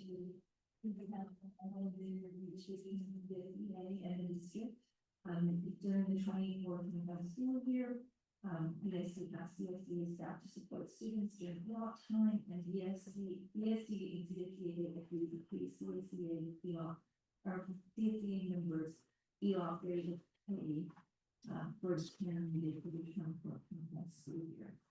And it is the recommendation, or it is recommended to the board to approve the MOU between CSEA and ESC. Answer any question. Are there any questions? We'll make a motion to approve. I'll move to approve. All right, I'll second, all those in favor? Aye. 5-0. Don't go anywhere, Laura. Okay. On human resources, A, declaration of need of fully qualified teacher for 25-26 school year. So we are bringing forward our declaration of need, which during the fall season can have adjustments. And so we have, we recommended the board of trustees approve the declaration of need for fully qualified educators. And I'm happy to answer any questions. Are there any questions on it? All right, would anyone like to make a motion to approve? Motion to approve. Thank you, Nicole, is there a second? I'll second, thank you, Tanya, all those in favor? Aye. 5-0. 17B, resolution of assignment authorization other than major minor 2025 2026 -9. Under our ECHO, we have an opportunity to approve certain teachers if they have graduate level units in certain courses. So we would want to recommend Christy Robbins to teach theater and Jose Martinez be approved to teach PE under this ECHO with a level assignment authorization. Are there any questions? Would anyone like to make a motion to approve? Thank you, Katie, is there a second? Thank you, Doug. All those in favor? Aye. 5-0. And 17C, approval of new positions and changes to current positions. Well, we have 3 new positions that we would want to bring forward. We have a behavioral aid, which is a $6.5 position that we would like to recommend as a necessary. We also have 2 new nurse supervisor positions, one in Cooper and one in Kinley. And additionally, as a part of this item, we have several revisions to our new supervisor positions because over the course of time, the needs of the sites have changed both in the locations that are covered and the time schedules of lunches. So these revisions and changes to the new nurse supervisors allow us to adequately cover and use our time as best possible. Are there any questions on this one? Would anyone like to make a motion to approve? I'll move to approve. Thank you, Doug, is there a second? Thank you, Tanya, all those in favor? Aye. 5-0. Next is item we move from consent, 17B, library job description. BJ, and you have this item to be removed as the shared comment book. Yes, I would just love to sort of know how this has worked and kind of what, where it can come from. What was the process that brought us here to these current job descriptions, or what was the need that, or just what is the, I got tons of these jobs. But not that. So it actually is me, because I was the one that negotiated it. So, Thick Matt, when we had our Big Matt report, they had talked to us about what was their goal for being to update all of it. So after they left us, we began working on job description committees. So we started with administrative job descriptions, and our committee consisted of administrators, PTA representation, and CSA representation. And we started bringing them to every board meeting. And there's been a lull for a little bit of time, but we've tried to update job descriptions, especially before we post open positions, so that people have job descriptions that reflect the job that they're doing. Some of our job descriptions are actually typed, but we're not typewriter. So we've been going through multiple positions as we update things. So we started working with CSEA because of our 4 library media specialists, we had 2 openings. So before we posted for those, we started talking to them about updating them. There has been conversations about those 2 openings for a while. And so that when you negotiate, you have a negotiating team, each side has a negotiating team. And you can't have all those things publicly because you're negotiating back and forth. So we worked with them on all of that. Because all four of those positions sit in our classified union. So, they are taking it to their union to be ratified on the 22nd. But in good faith, instead of having to wait till November, in the middle of November, right before the fall break, they will post, because I'm gonna have to bring it back to you. We said that we would bring it here tonight. Should they approve those job descriptions? We would be able to post right away. The idea being that we would do a 3-1 split, so that there would be one very high level, higher paid range at CSEA for VIS, these one directions, and 3 would remain out of the elementary side. And how is this likely to change? Like, what does this do to the experience of the students at VIS? Yeah, so they still have library support within it. They also have a lot of technology and ed tech components within it. And it was based on a lot of the data conversations that we had with the CSEA too. I can't go too much into it, it's not negotiation. Right. But just the student experience. Yeah, Right. yeah, I mean, there's still a library there, it's still an 8-hour position, it's still doing a lot of supports. It's still gonna be access to a lot of the technology, it's still gonna be, as we continue to move forward to one-to-one devices and a lot more updated digital media and digital arts and stuff like that. It's gonna be a lot more device avoided now. And so just like thinking about timelines, so if we are to vote in favor of this tonight, it then goes to CSEA. So they're closing in, They're going to to vote for. So so can you just talk a little again about, so the conversations, there have already been conversations throughout this whole process with CSEA. So what you're looking at is tentative agreement, so their negotiating team and their CSDA field rep have already agreed to it. Right, so then it goes, once they agree to it, there's been lots of negotiating conversations, then they take it to their union to vote for it, and that's called ratification. And typically it goes ratification, then it comes here, but because of, some missed opportunities, but there's just been time for it to work out, typically we go there, then we come here, and then we would do the final execution of the contract. But because they don't get a vote until October 22nd, I said in good faith, I will bring it here, so that should they pass it October 22nd, I can post those positions the 23rd, because we want our kids back in our library, we want to be able to post. I can post for at least 5 days, so we can interview, I'd love to have kids in our libraries by October 31st. And so we didn't vote in favor of this tonight, that would, and it did go to CSEA and get ratified. Then it wouldn't come back to us until November board meeting. And then we probably wouldn't even get to interview until after fall break. Correct. That is how it works. Alright, yeah. Yeah. I do not have that. Am I correct, Marlon, in what you laid out, and then we're out of order here, various reasons. Burlingame school employees that don't like this, close team have the opportunity to discuss it at CSEA meeting. If they are CSEA members, they can go to their CSEA unity and have a conversation there, correct? Okay, they could only vote whichever way they're union. Correct. You Smith, I understand. Further questions or comments on that? No, I mean, only that we should get these posted as soon as we can, so we can get. Yeah. Well, that's great. Yeah. So I support it. And Marla, you are in favor of this. Yeah, correct, we worked, Your recommendation. yes, the numerous conversations around it, yeah. Okay. Any other questions or comments from board members on this item? Okay, would anyone like to make a motion to approve? I'll move to approve it. This would be item 11, the job description, library media technician, media elementary. Would anyone like to make a motion to approve? Yeah, I'll move to approve.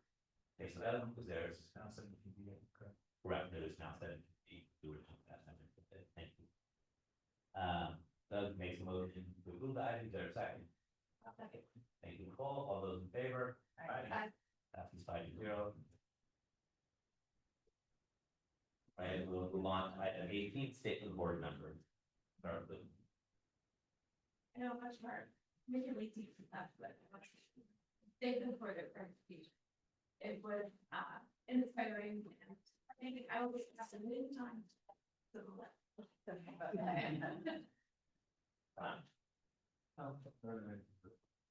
Katie. Nothing so far, just thank you, that everyone saw the hard work, all the time. I would congratulate the teachers and classified members joined the ranks tonight. All right, we'll move on to item 19, public statements related to non-agenda items. I thought I had one, but is that, but there are none. So you have moved it. All right, item 20, board requested item.